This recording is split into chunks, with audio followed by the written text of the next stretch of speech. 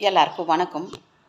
அதாவது ஒரு ஃபங்க்ஷன் போயிருந்தப்போ ஒருத்தங்க கேட்டாங்க, நீங்கள் ஏன் எங்கள் வீட்டுக்கெல்லாம் வரவே மாட்டேங்கிறீங்க? எங்கே வெளியில் பார்த்தா கூட பேச மாட்டேங்கிறீங்க? நீங்கள்லாம் பெரிய ஆள் ஆயிட்டீங்களா? அப்படின்னு சொல்லிட்டு சொன்னாங்க. இல்லை, நான் பெரிய ஆள் ஆகலாமா, அப்படியே தான் இருக்கிறேன். நேற்று கூட போய் வெயிட் போட்டு வந்தேன். வெயிட்டெல்லாம் ஒரே மாதிரி தான் இருக்குது, ஹைட்டும் அதே மாதிரி தான் இருக்குது அப்படின்னு சொல்லிட்டு சொன்னேன்.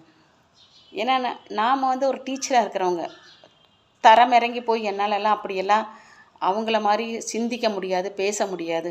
நான் அடிக்கடி நம்ம படித்தவங்க நல்ல பண்போடு நடந்துக்கணும், நான் அப்படி நினைக்கிறவோ. எனக்கு நல்ல கேரக்டர் இருக்கிறவங்ககிட்ட மட்டும் பழகுவேன். மற்றபடி பிடிக்கலன்னா பேசாமல் வந்துடுவேன். ஹாய் சொன்னாங்கன்னா அது கூட சொல்ல மாட்டேன். சம்டைம்ஸு நான் பாட்டுக்கு பேசாமல் வந்துடும்.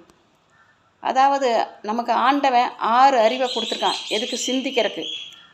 முடிஞ்சால் அடுத்தவங்களுக்கு நம்ம நல்லது பண்ணணும். நமக்கு முடியலையா பேசாமல் இருந்துக்கணும். கூட இருந்தே குழி தோன்றாங்க பாருங்க, அதை விட கேவலமான தொழில் ஒன்றுமே கிடையாது. ஒரு நட்புங்கிறது அப்படின்னா எப்படி இருக்கோம்னா, கஷ்டப்படும் போது நமக்கு உதவி செய்கிறவன். காசு கொடுத்து நீ உதவி செய்ய வேண்டாம். இப்போ ஒரு ஹாஸ்பிட்டல் போகிற உடம்பு சரியில்லை, கூட்டிகிட்டு போவாங்க, நம்ம தான் காசு கொடுப்போம். ஆட்டோ முதல் கொண்டு நம்ம தான் காசு கொடுப்போம். கூட இப்போ எல்லாமே அட்டெண்டர் கேட்குறாங்க. எந்த ஹாஸ்பிட்டல் போனார், அட்டெண்டர் எங்கேன்னு கேட்பாங்க.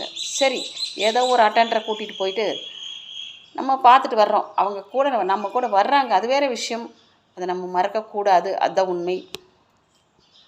அதாவது எனக்கு தெரிஞ்சு ஒருத்தங்க சொன்னாங்க, என்கிட்ட ஒரு வருத்தமான வார்த்தை சொன்னாங்க.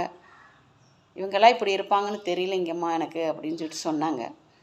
நானும் சொன்னேன், அதாவது மனுஷனாக இருக்கிறக்க பாருங்கள், மிருகமாக மாறாதீங்க.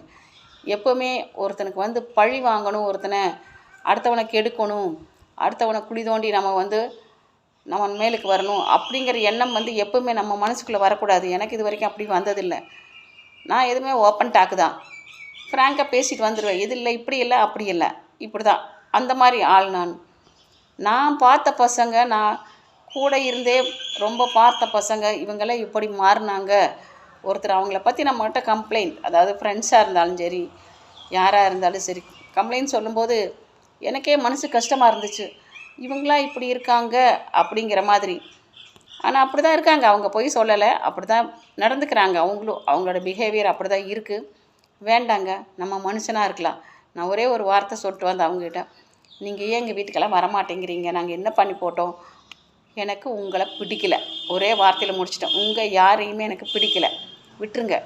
என்னோடய வழி தனி வழி, நான் பாட்டுக்கு ரூட்டு போட்டு போயிட்டே இருக்கேன். ஏன்னா நான் ஒரு டீச்சராக இருக்கிறவங்க, 4 பேத்துக்கு புத்திமதி சொல்கிறவன். அந்த நிலையில் ஆண்டவன் உட்கார வச்சுட்ருக்கான். பிடிக்கல